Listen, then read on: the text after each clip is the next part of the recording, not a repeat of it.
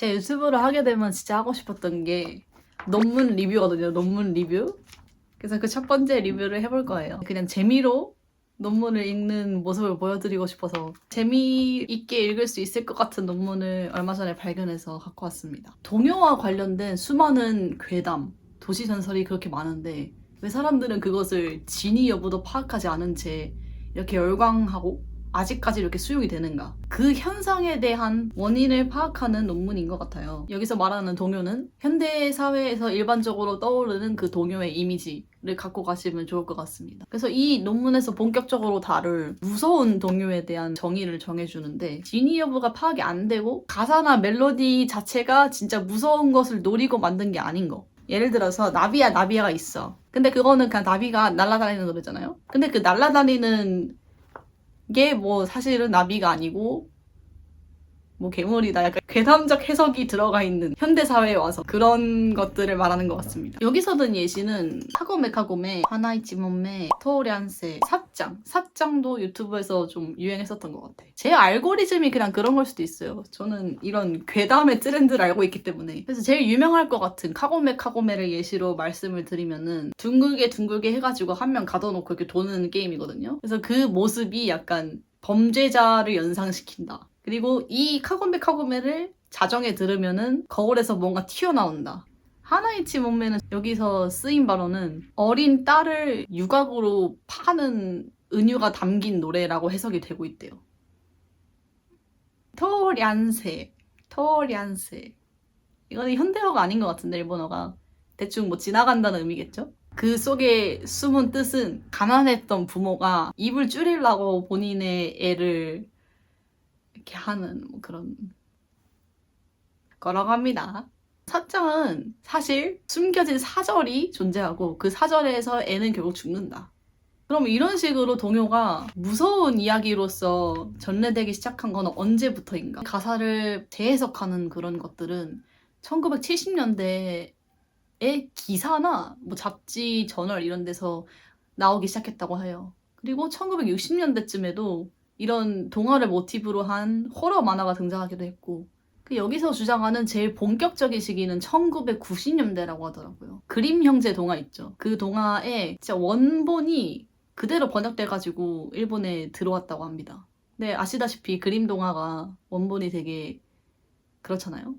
이제까지는 그냥 그 시대상에 맞춰가지고 재해석된 정말 동화스러운 그림 동화만 보다가 처음으로 90년대 사람들이 그 초판의 날것의 동화를 보고 화들짝 놀란 거지. 어떻게 그렇게 순수하고 꿈과 희망이 넘치는 동화가 사실은 이거일 수가 있지? 그림 동화가 유행했던 그 시대의 사회적 상상력이 무서운 동요가 유행하기 시작한 그 사회의 상상력이랑 비슷한 거 아닐까? 그러면은 왜 하필 동요일까? 그래서 이 논문이 주장하는 건 동요가 도시전설의 색채를 띠고 있기 때문에 그런 건 아닐까라고 추측을 하고 있습니다. 카와카미 요시루라는 일본의 사회심리학자가 있는데 포문이라는 것을 세 가지 형태로 나눌 수 있다고 했대요.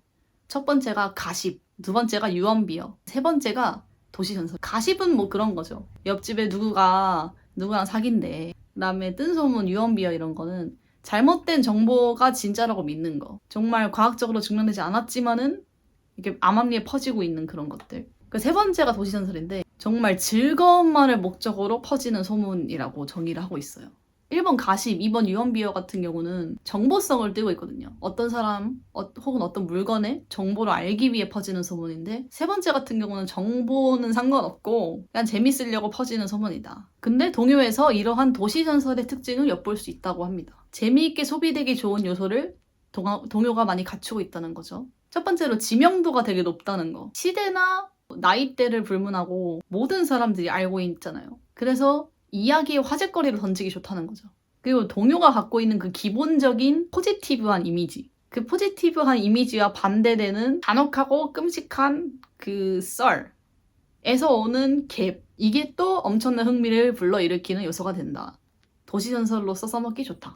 그리고 마지막으로 동요는 해석의 여지가 굉장히 자유롭다. 일단 가사가 심플하고요. 작자가 미상인 것도 많죠. 되게 옛날 거다 보니까 아까 말했던 뭐 유곽에 팔려가니 뭐 범죄자를 삥삥 둘러싸니 이런 것들이 옛날이라면 그럴지도가 돼서 약간 신빙성이 생기고 착잡 이상이니까 알바? 약간 이렇게 되는 거죠. 그냥 내 마음대로 해석할 수 있는 거죠. 뭐 당연히 이 무서운 동요는 역사적으로 학술적으로 맞지 않은 내용이 굉장히 많아요. 그럼에도 불구하고 이런 무서운 동요를 연구해야 하는 이유는 이야기가 갖고 있는 특성 중 하나인 관계와 관련이 있기 때문이라고 이 논문에서 말을 하고 있습니다. 이 무서운 동요와 어떤 특정 무언가가 어떤 관계를 맺고 있느냐. 그러니까 어떤 관계? 여기서 드는 예시는 아이와 어른의 관점 두 가지의 관계로 볼 수 있대요. 첫 번째, 어른과 무서운 동요의 관계. 어른은 옛날에 그 동요라는 것을 향유했던 사람이잖아요. 그래서 그 동요를 다시 본인의 것으로 재확보하고 싶은 그 무의식 중의 심리가 반영이 됐기 때문에 어린애들 것이라고 여겨지는 동요를 본인들만 알고 있는 잔혹함이나 뭐 슬픔이나 무서움 이런 감정을 토대로 한 무서운 동요로서 재해석을 한다는 거죠.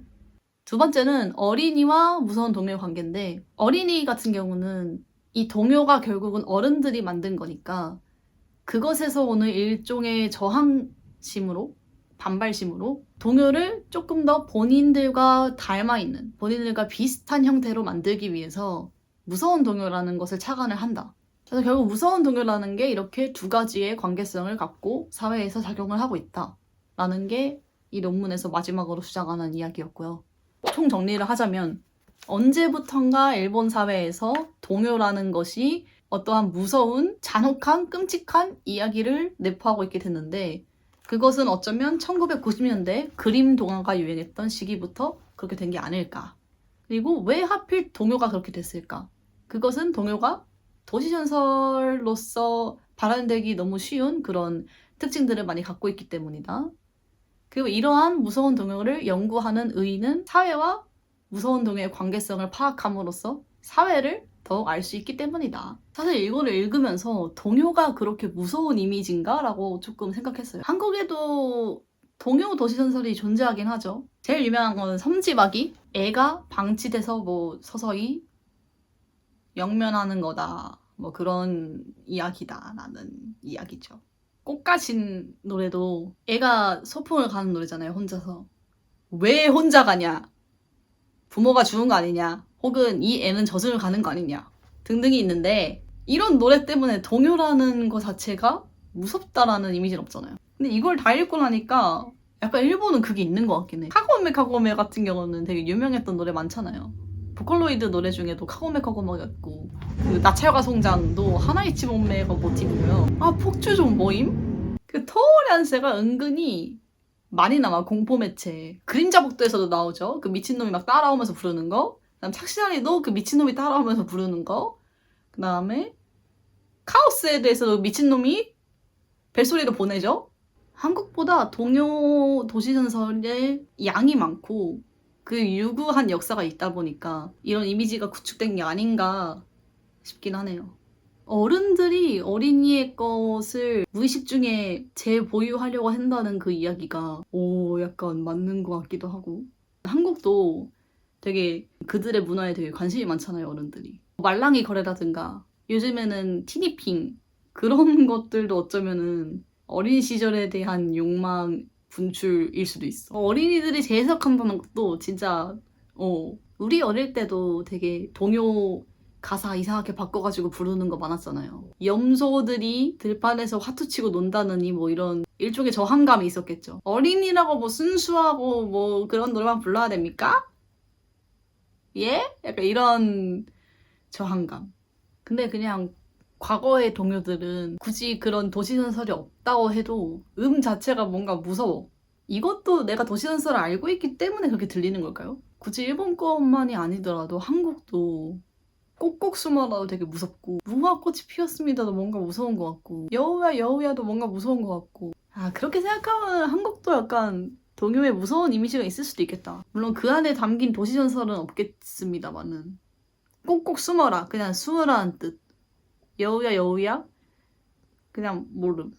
저만 모르는 건지 모르겠지만 정말 근데 없지 않아요? 한국 옛날 동요에 그런 해괴망측한 썰 이런 거 있는 거 있나요?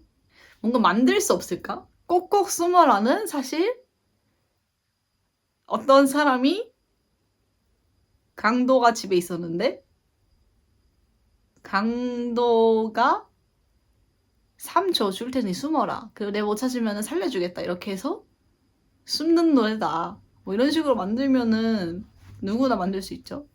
꼭꼭 숨어라나 동대문 열어라 이런 것들이 언제쯤에 만들어졌을까요? 그거를 알면은 나도 도시건설 만들 수 있을 것 같아. 약간 그 시대상이랑 이런 것들을 잘 어떻게 하면은 만들 수 있을 것 같은데? 만들어 보고 싶다. 저는 진짜 꿈 중 하나가 도시전설을 만들어서 그 작자가 나인 줄 모르는 채 이렇게 퍼뜨리는 게 진짜 꿈이에요. 그게 진짜 나중에 후세대 나무위키에 올라갔으면 좋겠어. 제가 좋아하는 도시전설. 어떤 대학교에서 축제를 했는데 파전을 만들었대요. 근데 파전이 너무 잘 팔려서 파가 없는 거야. 그래서 그 대학생 파전 팀들이 옆에 있던 잡초를 뽑아다가 파전을 만들기 시작했죠. 근데 어떤 손님이 파전을 먹다가 네잎클로버가 나온 거예요. 그래서 파전을 만든 학생이 임기응변으로 와 당첨 축하드립니다 이렇게 했대. 행운의 여신 네잎클로버를 뽑은 자 축하드립니다. 도시전설이라는 개념을 저 여기서 정의한 거를 처음 봤는데 되게 그럴듯하고 재밌네요. 재미만을 위한 소문. 아무도 그것의 진위 여부를 중요시하지 않잖아요? 뭐 중요시하는 사람도 있겠지만은 가짜니까 도시전설인 거겠죠. 진짜면은 기사겠지. 뉴스 기사, 범죄. 도시전설에 대한 논문을 조금 더 읽어보고 싶다라는 생각이 들었습니다. 그리고 나도 가능하면은 만들어보고 싶다.